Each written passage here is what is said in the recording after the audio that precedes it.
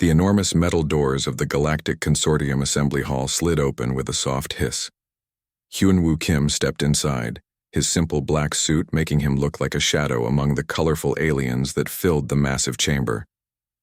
His leather briefcase felt heavy in his hand as he walked down the long aisle toward the human section. Around him, incredible beings moved and spoke in languages that sounded like music, thunder, and whispers all at once. The Vorthak delegates looked like walking mountains made of living crystal.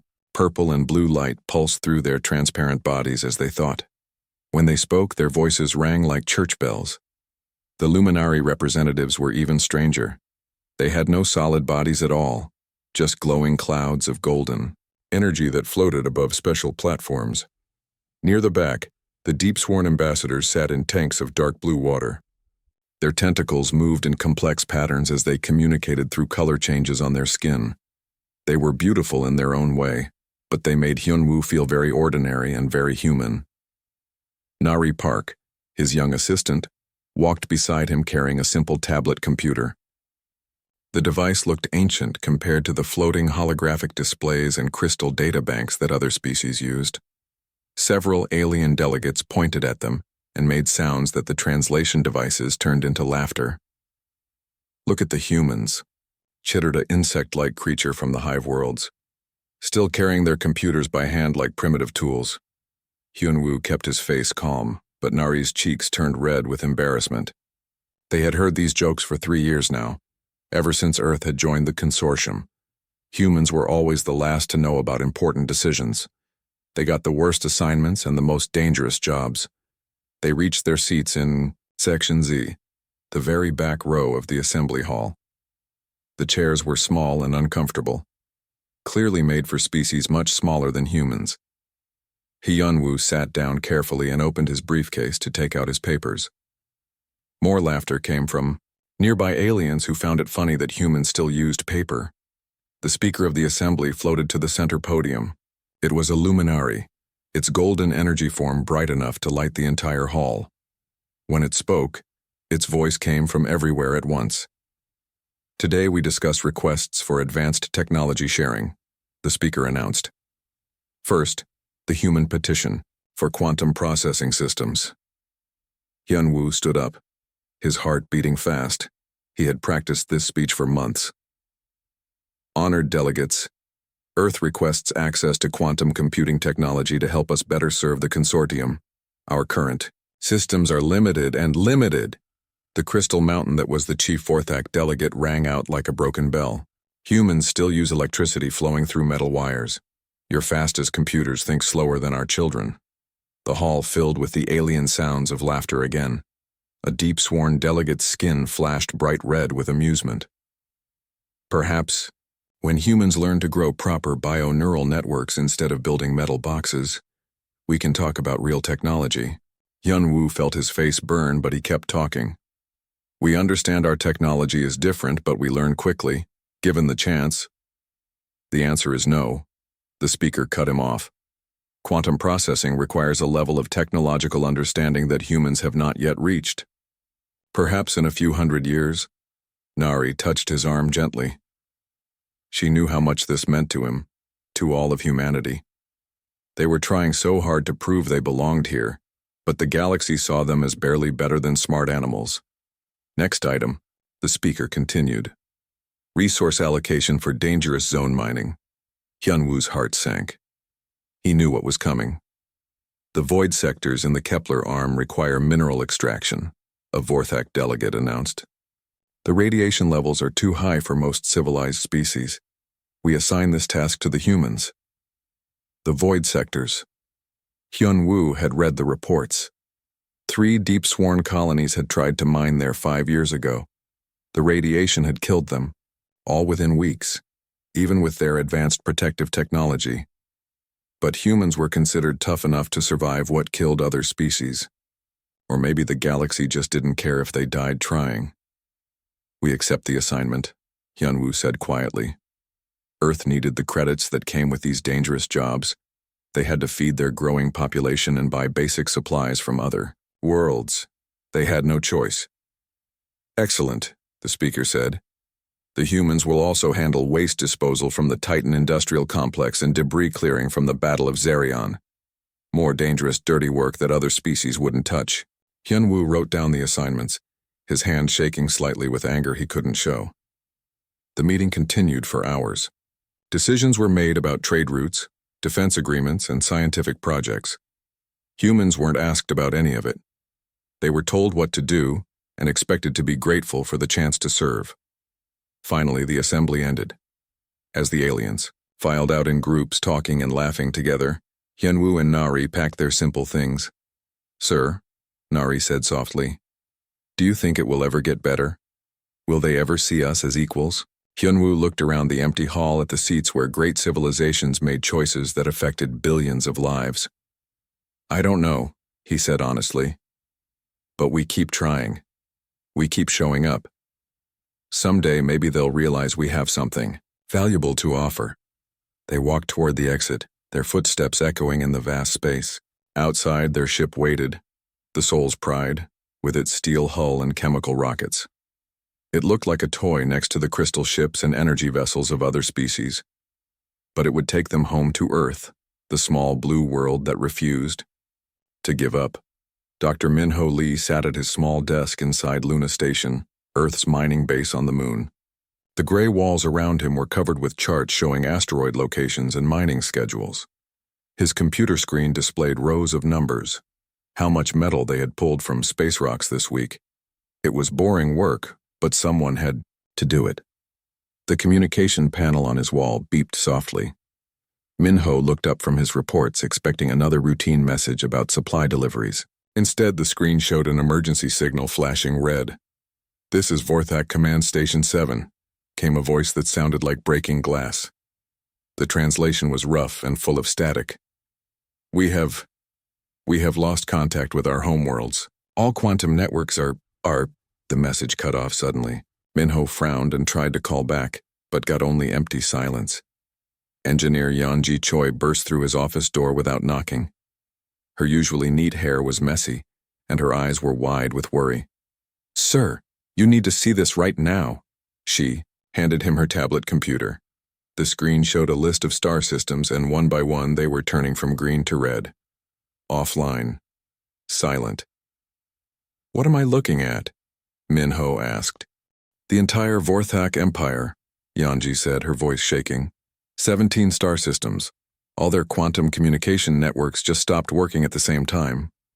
Minho stared at the screen. The Vorthak Empire was one of the most powerful civilizations in the galaxy. Their crystal ships could travel faster than anything humans had built. Their computers could solve problems in seconds that would take Earth's best machines hours to figure out. They didn't just go offline. "Check the other networks," he ordered.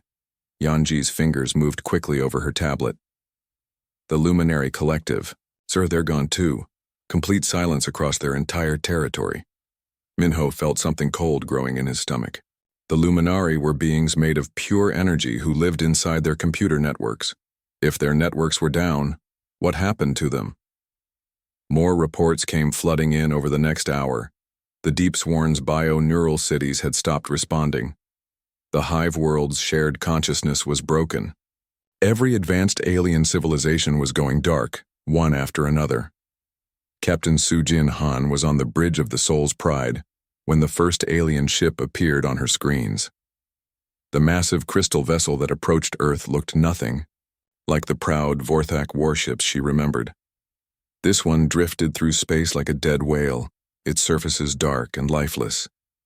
"Captain," called communications officer Jin Woo Park from his station. "I'm getting a signal from that ship. It's coming through our old radio system." "Radio?" Captain Han raised an eyebrow. The Vorthak had always mocked human radio, technology as primitive junk. "Put it through." The voice that came over the speakers sounded desperate and afraid. "Human vessel, this is Crystal Singer Thondar of the Vorthak heavy cruiser Bright Edge. We need help." Captain Han couldn't believe what she was hearing. A Vorthak asking humans for help? "Our ship systems have failed," the alien continued. "Our crystal networks are dead. We cannot navigate. We cannot communicate with our fleet. Please, can you guide us to safety?" Captain Han looked around her bridge at the simple metal panels and basic computer screens. Everything was working perfectly. Jinwao, are all our systems normal? Yes, ma'am. All green across the board. She opened a channel to the alien ship. Crystal Singer Thondar, this is Captain Han of the Soul's Pride. We will help you. Follow our ship to Luna Station. As they guided the massive alien vessel toward the moon, more ships appeared. Luminary energy forms that barely held together, drifting without direction. Deep-sworn bioships that moved like sick animals. All the proud civilizations of the galaxy, now helpless and lost. Back on Earth, Admiral So-Young Kim stood in the emergency command center that had been set up in Seoul. The room was full of people working at computer terminals, trying to make sense of what was happening. Admiral, reported Lieutenant Tae-min. Oh, we're getting distress calls from everywhere. Every major alien civilization is asking for help. How many of our ships and stations are affected? The Admiral asked. None, ma'am. Every human colony, every Earth ship, every space station, they're all working normally. Only alien technology is failing. Admiral Kim shook her head in amazement. For years, aliens had told humans that their technology was garbage. Too simple, too slow, too primitive. Now their advanced quantum computers and exotic systems were all dead, while human machines hummed along perfectly. Dr. Hai Wan Young, Earth's expert on alien technology, studied the failure patterns on her computer screen. It's very specific, she told the Admiral. Only the most advanced systems are affected. Quantum processors, bioneural networks, energy-based computers. But our old electronic systems are fine. Why? Admiral Kim asked. I don't know yet, Dr. Young admitted. But I think our primitive technology might have just saved us. Outside the command center windows, the lights of Seoul glowed bright in the night. Cars moved on the streets, powered by simple engines. Lights worked through basic electrical systems. Computers ran on silicon chips and copper wires, technology that was hundreds of years old by galactic standards. The same technology the galaxy had laughed at was now the only thing still working. And somehow, the small blue world that everyone ignored had become the most important place in the galaxy. Admiral So-Young Kim walked quickly through the busy halls of Earth's Crisis Command Center in Seoul. People rushed past her carrying papers and shouting orders into their phones. Just 2 weeks ago, this had been a quiet government building. Now it was the most important place in the galaxy. She stopped at a large window and looked out at the city below. Seoul's lights sparkled in the evening darkness. Cars moved through the streets. People walked on sidewalks, talking on their simple cell phones. Everything looked normal, but the Admiral knew that Earth was now the center of something much bigger than anyone had imagined. Admiral, Chief Science Officer Dong-Hyun Shin hurried up to her, holding a thick folder of reports. The latest numbers are incredible. We have over 300 alien ships asking for help just in our solar system alone. So-Young took the folder and flipped through the pages. Ships from dozens of different species, all drifting helplessly through space. All needing human help to survive. What about our own ships? She asked. All working perfectly, Dong-Hyun replied. Every human colony from Mars to the outer planets is fine. Our communication networks are handling more traffic than ever before, but they're holding up. Dr. Haewon Jung approached them with her tablet computer. Her eyes were bright with excitement. Admiral, I think I know why we're not affected. Tell me, So-Young said. Dr. Young pulled up a chart on her tablet. Look at this. Every failed system has one thing in common. They all use quantum computing or exotic matter processing. The Vorthak crystal computers, the luminary energy networks, the deep-sworn bioneural systems, they're all based on advanced physics. She swiped to another screen. But human technology is different. We use classical physics, simple electricity, basic electronics, silicon computer chips. The same principles we've used for hundreds of years. You're saying our old technology is protecting us? The Admiral asked. Exactly. While other species moved on to quantum computers and energy-based systems, We kept using our primitive electronics because we couldn't afford anything better. Now that primitive technology is the only thing still working. Across the galaxy, human ships were becoming the heroes of space. Captain Taemin O guided his cargo ship, the Busan Runner, through an asteroid field where 3 Vorthak vessels floated helplessly. The same aliens who had called his ship a flying piece of junk now begged him to tow them to safety. "Human captain," came the crystal voice over the radio. "We cannot navigate. Our guidance systems are dead. Can you lead us through this field?" Captain O looked at his simple radar screen and mechanical controls. "Follow me closely," he said. "Stay in my engine trail and don't try to pass me." The massive crystal ships, each 10 times larger than the Busan Runner, followed the small human vessel like lost children following their mother. Captain O's hands moved over controls that were purely mechanical, switches, dials, and buttons that worked without any computer help at all. On the space station orbiting Jupiter, Communications Officer Min Jun Park worked at his radio equipment day and night. His station had become the main communication hub for the entire outer solar system. Alien ships that once ignored human radio signals now depended on them completely.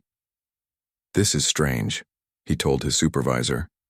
"The Luminari are asking us to carry messages between their own ships. Their energy-based communication system used to let them talk instantly across thousands of light years. Now they can't even talk to ships a few kilometers away." His supervisor, Engineer Seo Kim, looked at their simple radio setup. Vacuum tubes glowed warmly in metal boxes. Copper wires carried signals from antenna to antenna. It was technology that hadn't changed much in 200 years. "Maybe old isn't always bad," she said with a smile. Back on Earth, Ambassador Hyunwoo Kim sat in his office reading message after message from alien governments. The same beings who had laughed at him in the Galactic Assembly were now writing desperate letters asking for help. Nari Park brought him another stack of papers.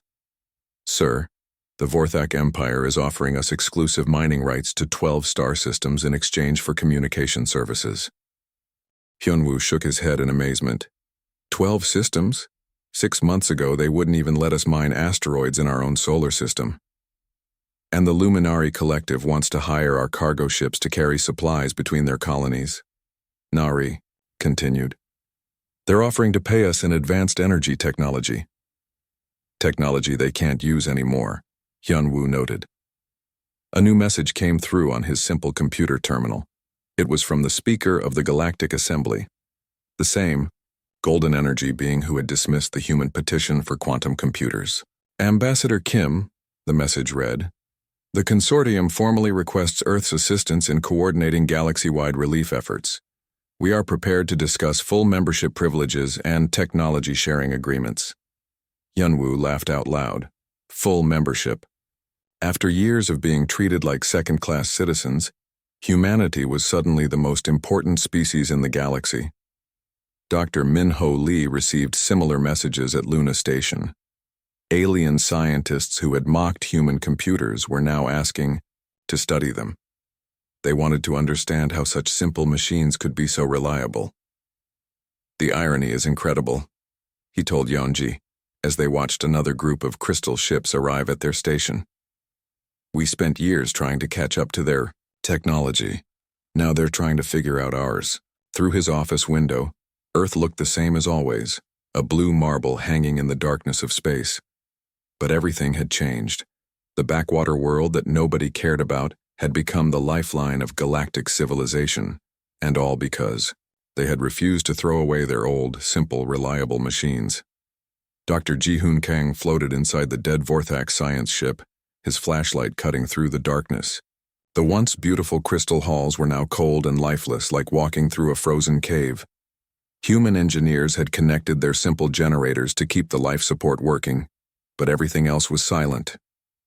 Behind him, a group of desperate, alien scientists followed closely.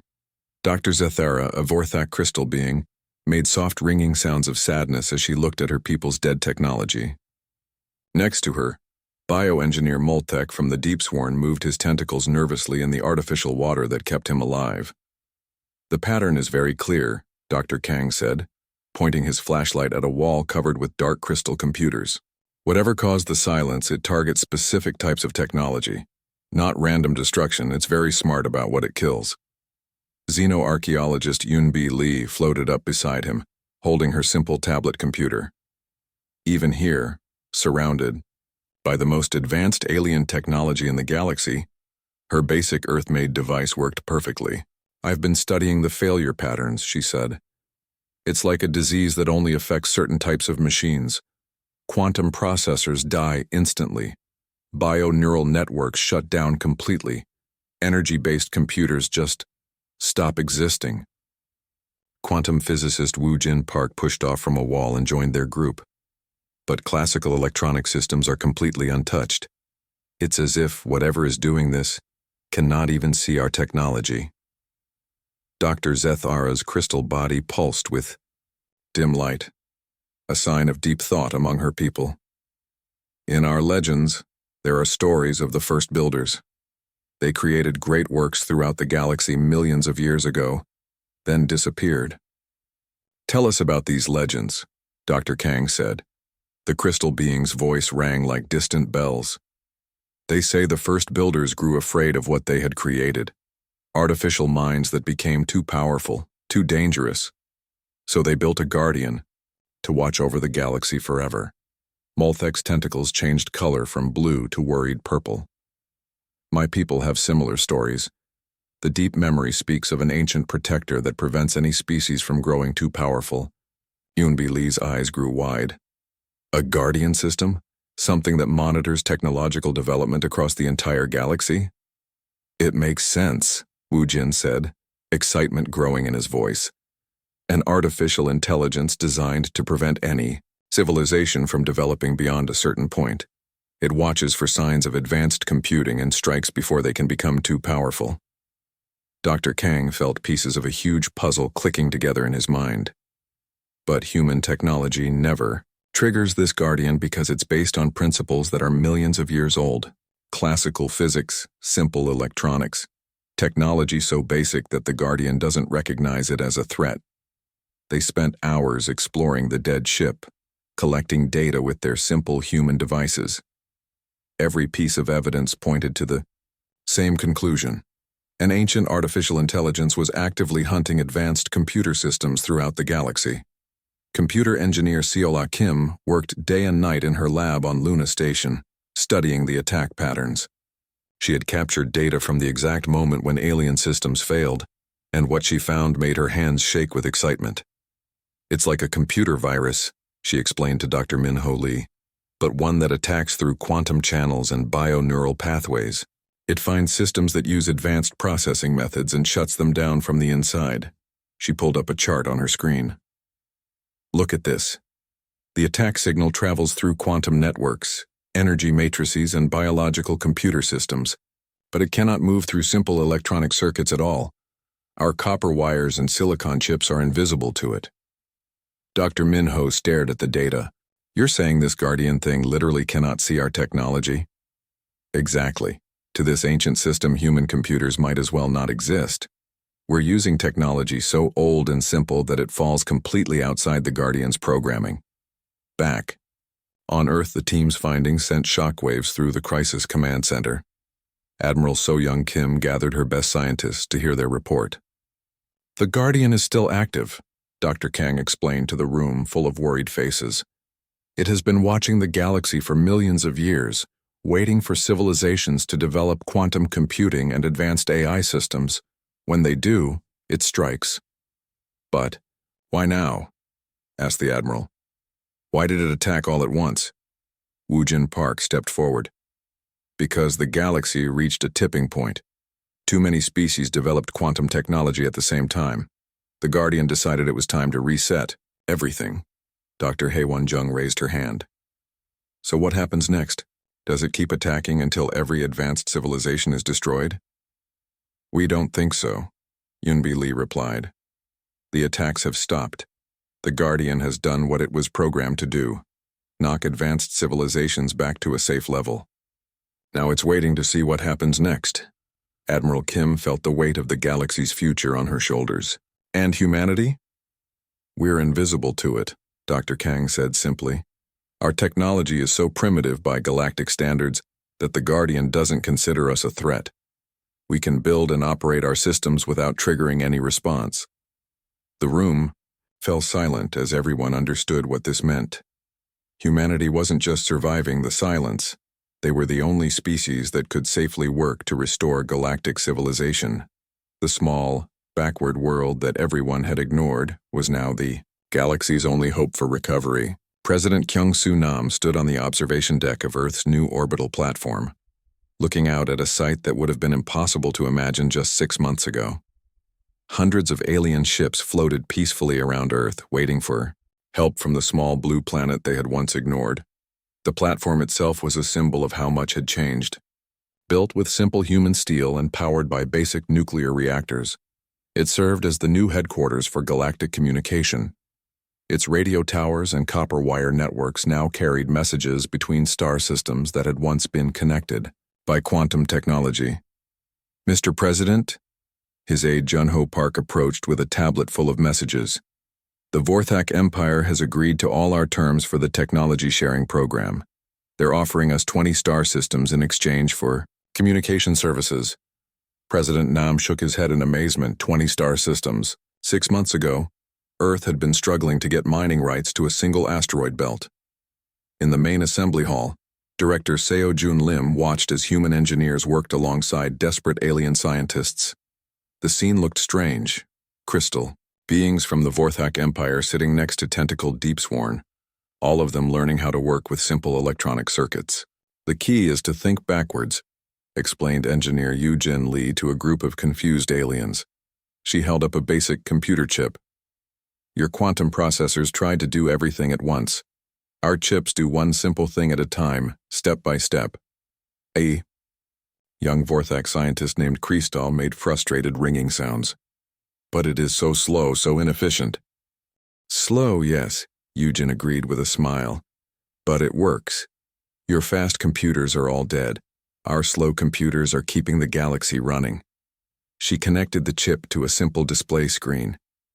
"This technology is 500 years old by Earth standards. But see, it can still send messages, still do math, still store information, and the Guardian system cannot hurt it." Admiral So-Young Kim walked through the new shipyards that had been built in Earth's orbit. Human workers in spacesuits moved alongside alien refugees, all working together to build something unprecedented: hybrid ships that combined human reliability with alien knowledge. "How are the tests going?"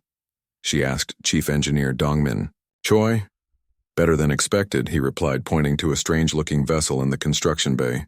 "The Vorthak gave us their crystal hull technology, but we're powering it with our simple fusion engines. The Luminari taught us about energy shielding, but we control it with basic electronic systems." The ship looked like nothing that had ever existed before. Crystal walls powered by human engines, energy shields controlled by copper circuits, alien design made safe by Earth technology. "The beautiful part," Dongmin continued, "is that these hybrid systems are invisible to the Guardian.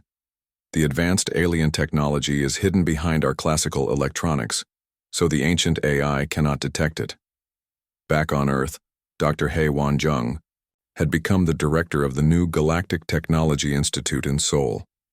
The building was always busy now, filled with alien students learning human engineering principles.